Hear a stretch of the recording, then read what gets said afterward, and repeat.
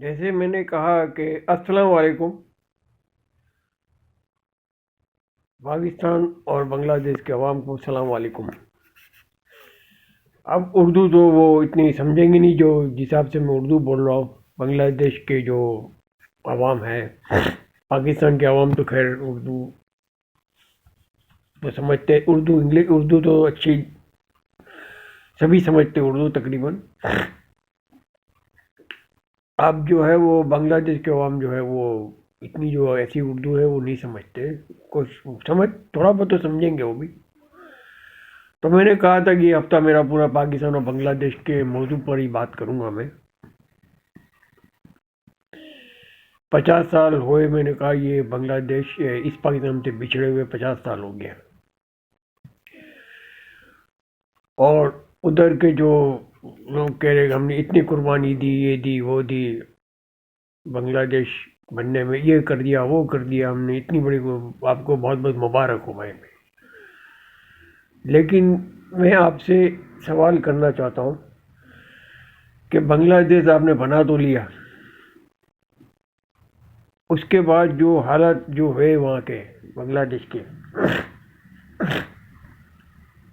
वो young generation को तो मालूम नहीं है। वहाँ की यंग जनरेशन को नहीं पता है। लेकिन जो वहाँ वो लोग जो थे, जो जिन्होंने अलग किया, वो बाद में उनको अफसोस भी हुआ है ये हमने क्या कर दिया भाई। और बोलते की शादी, तो उस वक्त जो है वो बहुत ही हालत ख़राब थी। और बंगाली जो है वो बहुत से बंगाली पाकिस्तान आए उस वक्त बांग्लादेश बनने के बाद। और जब बांग्लादेश नहीं बना था, जब पाकिस्तान एक था, तो अयूब खान हमारी जो सर पाकिस्तान के प्रेसिडेंट, वो हाथ जोड़ता था बंगाली का कि आप लोग वेस्ट पाकिस्तान आ जाओ। वेस्ट पाकिस्तान का इलाका बड़ा है, 5 गुना बड़ा है ना वेस्ट पाकिस्तान इस पाकिस्तान से। तो आप लोग वहाँ आ जाओ। और वहाँ जो है वो जगह काफ़ी है, लेकिन उस वक्त कोई बंगाली आने नहीं मांगता था। अब जब बांग्लादेश हो गया, उसके बाद बंगाली का आना शुरू हुआ यहाँ। चाहे इंडिया के बॉर्डर से आया है, चाहे किसी तरह से भी आके यहाँ बसना शुरू हुआ है। और उस वक्त करेंसी हमारी रुपया थी, वहाँ का 2 रुपये मिलता था। यानी यहाँ का 1 रुपया तो वहाँ 2 रुपये मिलता। अब यहाँ का 2 रुपया तो वहाँ 1 रुपया मिलता। तो भी वहाँ से आने के लिए तैयार है लोग, तो भी वहाँ से आने के लिए तैयार है, अगर अभी भी वहाँ से लोग आना चाहते हैं। हालांकि 2 रुपये की जगह यहाँ 1 रुपया, यहाँ का 2 रुपये कमाएंगे तो वहाँ 1 रुपया मिलेगा यहाँ से भेजेंगे तो भी आने के लिए तैयार है। क्योंकि यहाँ की लेबर के अच्छे पैसे मिलते हैं, ये सब बहुत सी बातें हैं। तो बहुत से जो है वो वहाँ से जो है लेबर क्लास के लोग, इलेक्ट्रिशियन है, प्लम्बर है, ये सब बहुत से बंगाली आए, बहुत से वहाँ से यहाँ आए। और कुछ कोरंगी में आबाद है, कुछ मलिर में आबाद है। और अभी ऐसी अच्छी अच्छी उर्दू बोलने का, उर्दू बोलते कि आप पकड़ ही नहीं सकोगे कि कौन ये कौन है, क्योंकि यहाँ पढ़ाई लिखाई सब यहाँ किया उन्होंने। और वो लोग घर में भी अभी उर्दू बोलते हैं माशाल्लाह। या पाकिस्तान के अंदर भी वो लोग घर में भी आपस में उर्दू में ही बात करते हैं।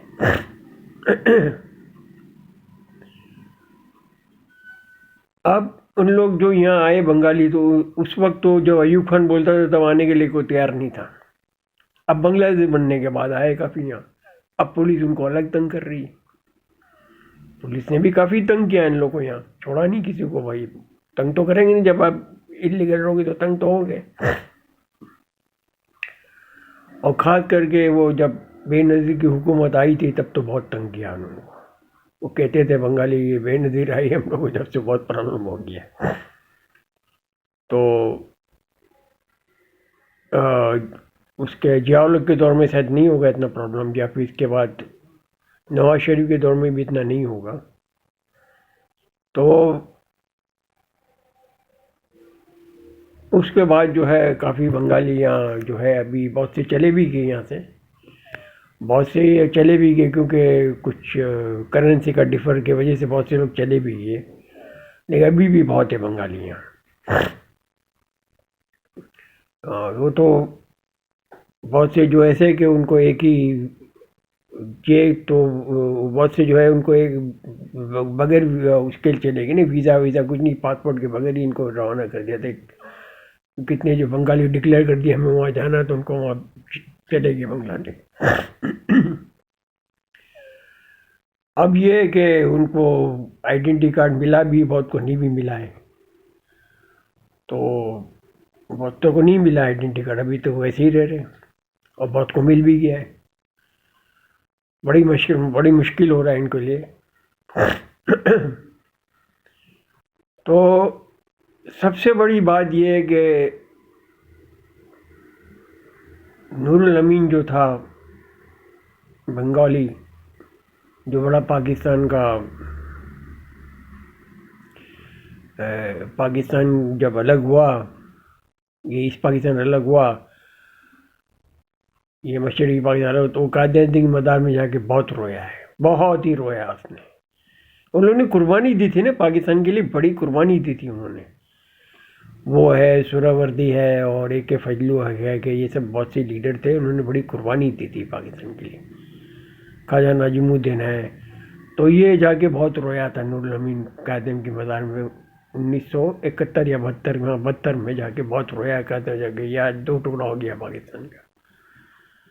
और उसने उसकी आखिरी ख्वाहिश ये थी कि नूरुल अमीन की कि मेरे जब मर जाओ तो मेरी जो है वो मुझे कायदम के मज़ार के सामने दफन करना, और उसकी अभी भी वहाँ मज़ार है, वहाँ वहीं वहीं इसको दफन किया है, कायदम के मज़ार के सामने ही दफन किया है नूरुल अमीन।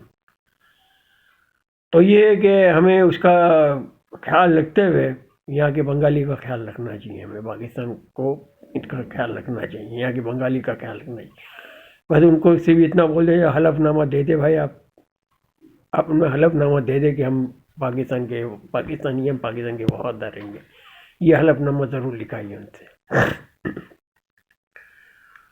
तो मेरे ये रिक्वेस्ट है कि इतना हमें उस लीडर का ख्याल रखना चाहिए नूरुल अमीन का, कि जिन्होंने पाकिस्तान के लिए बहुत किया है उन्होंने, और वो उनका जो है वो भी एक उसकी वजह से यहाँ के बंगाली को थोड़ा सा वो करना चाहिए हमें। और इसके अलावा आलम जो था वो MM आलम, वो तो कलकशन गया था और जो भी था वो इस पाकिस्तान से इसका ताल्लुक था, वो भी यहाँ के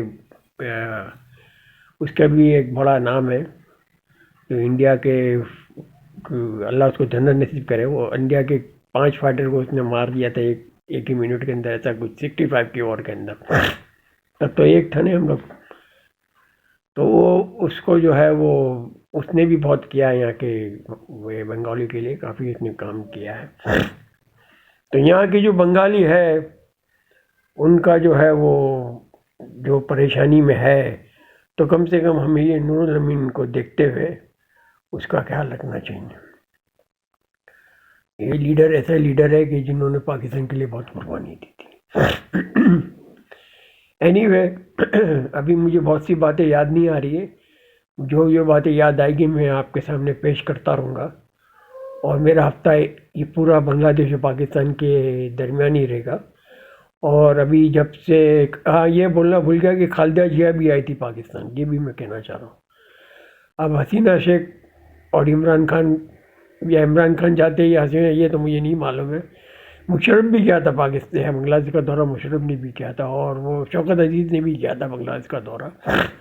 तो ये अब तो एक दूसरे से अच्छे ताल्लुक रखना बहुत ज़रूरी है। और ये कि बाकी क्या होता है तो नहीं मुझे मालूम है।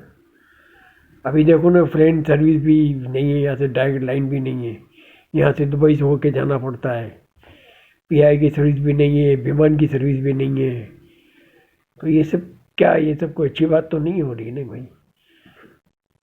या श्रीलंका होते हुए आना पड़ता है हमें। एयरलंका जा रही थी, पता नहीं एयरलंका बंद होगी, मुझे मालूम नहीं है अभी मेरा एक दोस्त गया यहाँ से ढाका, वो यहाँ से पहले दुबई गया, दुबई से भी ढाका गया, नहीं इतना लंबा करके गया बताओ। यानी 3 घंटे का रास्ता वो पूरा 12 घंटे में, 12 घंटा तो हो गया, वो एयरपोर्ट भी बैठना ही करके 12 घंटे में पहुँच रहा है। तो आखिरी दौरा जो था मेरा वो बांग्लादेश का, वो मैं दुबई